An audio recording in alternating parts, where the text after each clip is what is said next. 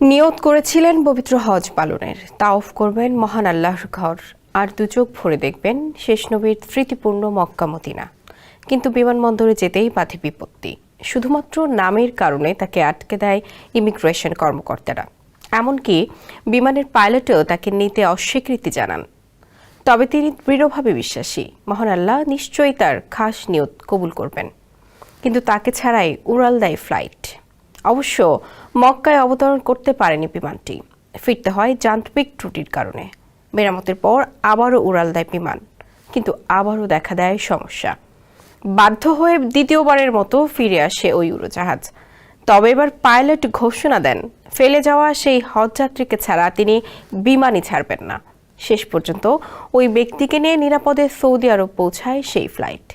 আল্লাহর প্রতি অগাধ বিশ্বাস আর নিজের নিয়তের প্রতি দৃঢ়তা কিভাবে একজন হজযাত্রীকে মক্কায় পৌঁছে দিয়েছে, সেই গল্পের বিস্তারিত জানাচ্ছেন আহমদুল্লাহ শিকদার। এখন যে কোনো ব্র্যান্ডের পুরাতন এসি বদলে নতুন ওয়ালটন এসিতে উপভোগ করুন 25% ছাড়। এই গল্প আসলে আমের আল মাহদি মনসুর আল গাদ্দাফি নামের এক হজ যাত্রীর, কিন্তু তা রূপকথার চেয়ে কোনো অংশে কম নয়।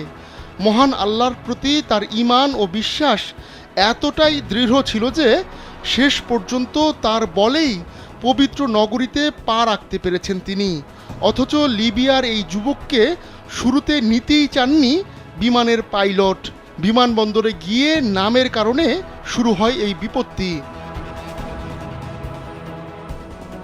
বিমানবন্দরের কর্মকর্তারা আল গাদ্দাফি নামের কারণে আমেরকে আটকে দেন। লিবিয়ায় দশকেরও বেশি সময় ধরে গৃহযুদ্ধ চললেও অনেক সিস্টেমে আল গাদ্দাফির নামটার উপর নিষেধাজ্ঞা রয়েই গেছে। আমেরের সঙ্গে যাওয়া সবাই ফ্লাইটে উঠলেও তাকে আটকে রাখা হয় কাউন্টারে। তার শত অনুরোধ সত্ত্বেও বিমানের ক্যাপ্টেন আমেরকে নিতে অস্বীকৃতি জানান। কিন্তু আল্লাহর প্রতি অবিচল বিশ্বাস থাকা আমের জানান, হজের উদ্দেশ্যেই তিনি বের হয়েছেন, সেটা না করে ঘরে ফিরবেন না তিনি। কিছুক্ষণ পর বিমানে কারিগরি ত্রুটি দেখা দেয়, ফিরতে বাধ্য হয় ফ্লাইটটি। সামান্য কিছু মেরামতের পর আবারও উড়াল দেয় সেই বিমান, কিন্তু ফের দেখা দেয় সমস্যা। পরে বাধ্য হয়ে দ্বিতীয়বারের মতো একই বিমানবন্দরে ফিরে আসে ফ্লাইটটি। যাত্রী ও ক্রুরা জানান, এরপরই বিমানের ক্যাপ্টেনের মন গলে যায়। তিনি শপথ করে বলেন, আমের এই ফ্লাইটে না উঠলে তিনি বিমানই ছাড়বেন না।